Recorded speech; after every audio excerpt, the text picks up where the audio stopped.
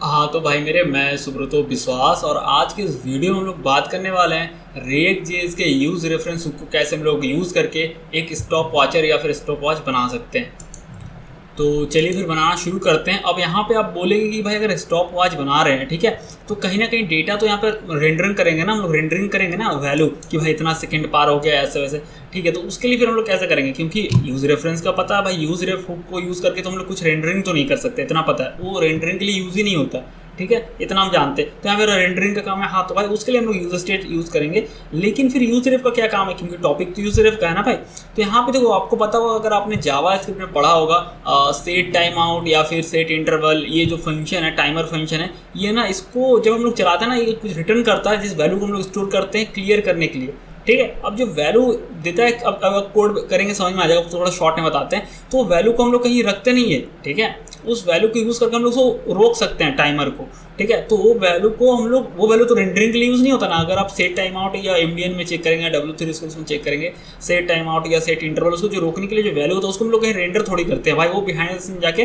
Just उसको call करते हैं, क्लियर, आपका क्लियर इंटरवल में पास कर देते हैं वैल्यू को, तो रुक जाता है, ठीक है। तो कहीं ना कहीं यहाँ पे हम लोग यूज रेफ का यूज़ कर सकते हैं उस वैल्यू को स्टोर करने के लिए, आपको समझ में आ जाएगा, ठीक है। चलिए वापस चलते हैं कोडिंग में और यहाँ आपको दिखाते हैं, ठीक है। तो यहाँ पे यूज स्टेट हुक भी यूज़ कर लेते हैं और यहाँ पे दो स्टेट क्रिएट करते हैं हम लोग, ठीक है।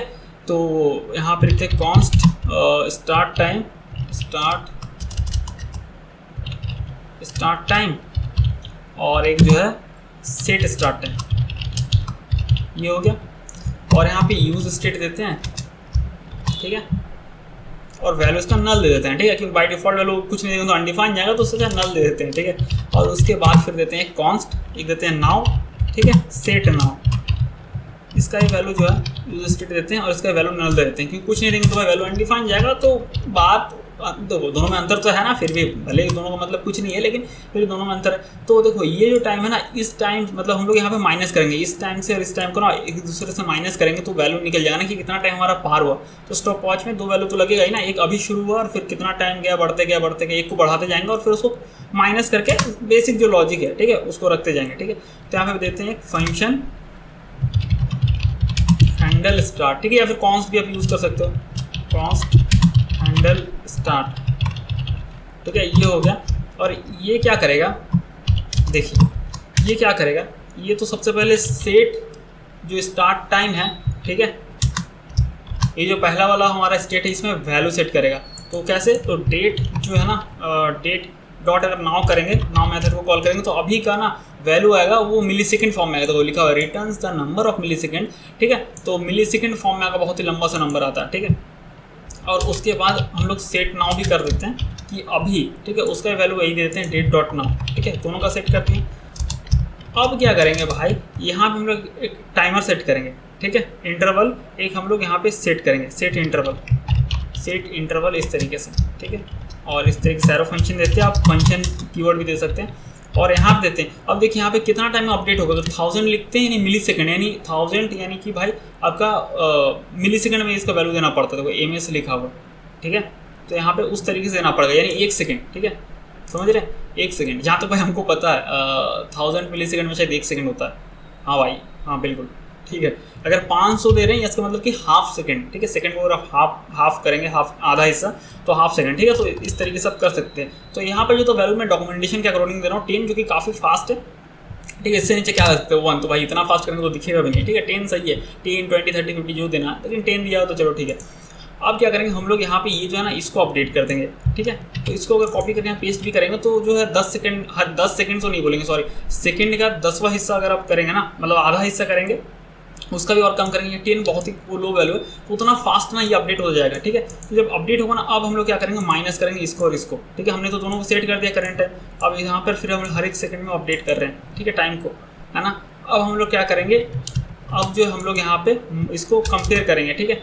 और यहाँ पे जो है फिलहाल के लिए यहाँ पे हम लोग एक बनाते हैं सेकेंड्स, ठीक है।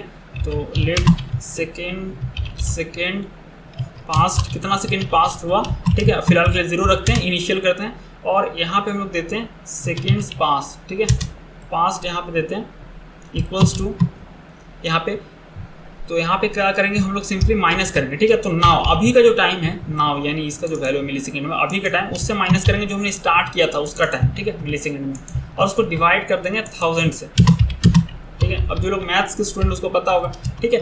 तो लेकिन इसको हम लोग कब करेंगे पता है, जब यूज, भाई ऐसे तो शुरू नहीं कर देंगे क्योंकि कंपोनेंट जब रेंडर होगा ना तो ये भी एग्जीक्यूट हो जाएगा। हम लोग इसको तब चाहते हैं जब इन दोनों में वैल्यू हो, और इन दोनों में वैल्यू कब होगा, जब ये कॉल होगा। ये कब कॉल होगा, जब बटन पे क्लिक करेंगे, ठीक है। तो समझ रहे हो बात।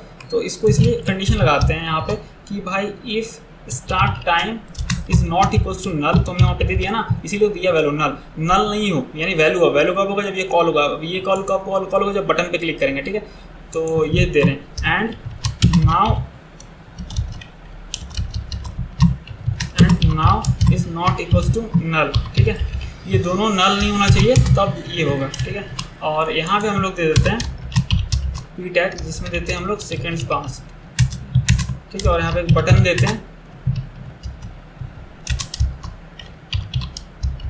जिसमें कि लिखते हैं स्टार्ट टाइमर, और यहाँ पे ना ऑन क्लिक लगा देते हैं जिसमें कि हैंडल स्टार्ट दे देते हैं, ठीक है। अभी के लिए इतना देखते हैं कि क्या होता है, ठीक है। ये बढ़ रहा है भाई, अब ना इसको रोक सकते हैं ना इसको भाई क्लीन कर सकते, कुछ नहीं कर सकते, ठीक है। इसको फिर से भी देखो क्लिक कर रहे हैं, ठीक है, वो फिर से रीस्टार्ट हो रहा है, ठीक है, ये देख रहे हैं।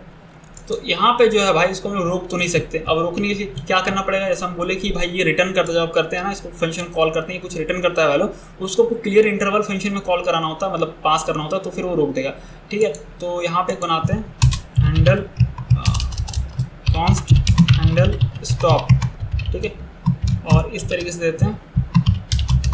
और यहाँ पे क्या करते हैं, यहाँ पे जैसे आपको बोले क्लियर इंटरवल देते हैं, और इसमें हमें पास करना हो वैल्यू, तो कहाँ से लाएंगे भाई, समझ रहे हैं ना। वो वैल्यू कहाँ से लाएंगे, वैल्यू तो लाना पड़ेगा, तो वो वैल्यू को तो पहले स्टोर करना पड़ेगा ना भाई।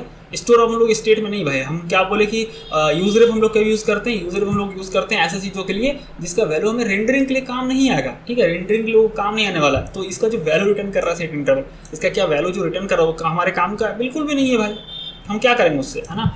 तो यहाँ पे उसको स्टोर कर सकते हैं। यहाँ पे देखते हैं इसलिए इंटरवल रेफरेंस इक्वल्स टू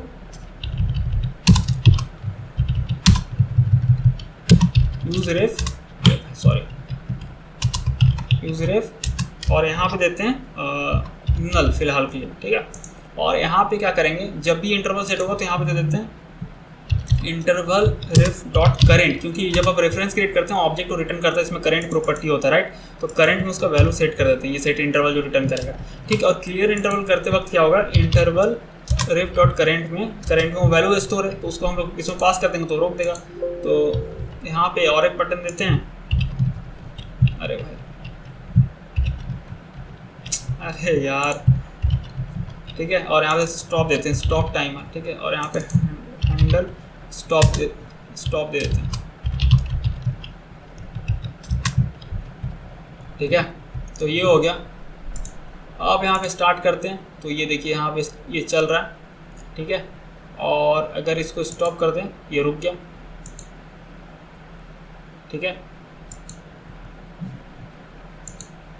तो भाई एक कमाल का चीज़ बताते हैं आपको, ठीक है, ध्यान समझना। स्टार्ट किए इसको, ठीक है, और इसको स्टॉप कर दिए, रुक गया, ठीक है। लेकिन इसको स्टार्ट किए और ये जो भी बढ़ रहा है, हमको मन के नहीं हुआ चलो फिर से स्टार्ट करना है, इसको स्टार्ट किए, ये स्टार्ट हो गया। लेकिन एक चीज़ देखो, क्या चीज़ नहीं हुआ, जो कि बोल सकते हो मेमोरी लीक का कारण बन सकते हैं, या मतलब उतना ज़्यादा नहीं जाते, बट फिर भी देखो जब हम स्टार्ट किए, ध्यान समझना, फिर से स्टार्ट किए चल रहा है और स्टॉप किए, तो कहीं ना कहीं स्टॉप किए तो फिर ये क्लियर इंटरवल हुआ। लेकिन भाई जब हम लोग स्टार्ट किए, ठीक है, स्टार्ट किए फिर से स्टार्ट किए तो फिर से स्टार्ट हो गया, बट यहाँ पे तो भाई ये जो इंटरवल था क्लियर नहीं हुआ ना, इस पर स्टॉप करते तो क्लियर होता, ठीक है, भले शुरू से स्टार्ट हुआ। तो हम लोग यहाँ पे क्लियर इंटरवल भी कर देंगे, क्लियर इंटरवल, और यहाँ पे हम लोग पास कर देंगे इंटरवल रेफरेंस डॉट करेंट, ठीक है, ताकि उस वक्त भी क्लियर हो जाए, ठीक है, समझ रहे हो। अब फिर से अगर यहाँ क्लिक करेंगे तो ऐसा नहीं कि क्लियर नहीं होगा, फिर से क्लिक करेंगे तो ये क्लियर कर ही देगा हर बार, ठीक है, भले शुरू करेगा, ठीक है। तो ये भी हो गया हमारा। तो होप कि भाई आप समझ गए होंगे कि इसका क्या यूज़ है, मतलब कि यूज़ रेफ हुक का, कि कैसे उन चीज़ों को हम लोग इसमें रख सकते हैं जिसका यूज़ रेंडरिंग के काम में नहीं आएगा। जैसे आपने अभी देख लिया, क्लियर इंटरवल के लिए जो वैल्यू चाहिए होता है उसको रख सकते हैं, क्योंकि उसका वैल्यू का कोई काम नहीं होता रेंडरिंग के लिए, ठीक है। तो होप कि आपको ये चीज़ अच्छे से समझ में आया होगा। और भाई एक चीज़ मैं और एक इसमें ऐड कर देता हूँ, जैसे मैंने ये चेक किया W3 स्कूल से भाई, जो टू फिक्स मेथड होता है जो कि डॉक्यूमेंटेशन एग्जांपल में दिया हुआ है, तो ये करने से आप डेसिमल का क्योंकि देखो जब आप दो टाइमिंग को माइनस करोगे, बहुत ही लंबा नंबर होता है ना, क्या बोलते हैं उसको भाई, अरे क्या बोलते हैं, जो मिली सेकेंड होता है, ठीक है, तो हम राउंड उसको राउंड कर सकते हैं। तो टू फिक्स मेथड से ना आप दे सकते हो कितना डिजिट आपको चाहिए, जैसे यहाँ पे 2 लिख दोगे ना तो 2 डिजिट आएगा, ये देखो 2 आ रहा है, ठीक है, तो उसको भी मतलब था एग्जांपल में, तो मैं सोच रहा हूँ यहाँ पे दे ही देता हूँ। तो यहाँ पे ना सेकेंड पास चूँकि नंबर एक्चुअली में बहुत लंबा नंबर है, ठीक है, तो 2 फिक्स करते हैं और वहाँ 3 दिया होता 3 दे रहा है, ये आपके ऊपर है, आपका चॉइस के ऊपर है, ठीक है, ये देखो इस तरीके से आ रहा है, ठीक है, तो एक तरह सही लगता है, ठीक है, जैसे स्टॉप करेंगे ऐसा, अब ये नहीं कि 2 डिजिट या स्टॉप करने से 1 डिजिट आ रहा है, ठीक है, जैसे पहले हो रहा था, तो समझ गए इसका मतलब है ना। तो आशा करता हूँ आपको समझ में आ गया। अगर फिर भी आपका कोई डाउट है ना तो आप सिंपली कमेंट सेक्शन पे मेरे से क्वेश्चन पूछ सकते हो, या तो आप सोशल मीडिया पे मेरे जो डिस्क्रिप्शन पे सोशल मीडिया का लिंक्स दिए हुए हैं वहाँ पे आप कनेक्ट होकर मेरे से क्वेश्चन पूछ सकते हो या फिर कनेक्ट हो सकते हो, ठीक है। तो चलिए फिर मिलते हैं हम लोग अगले वीडियो में।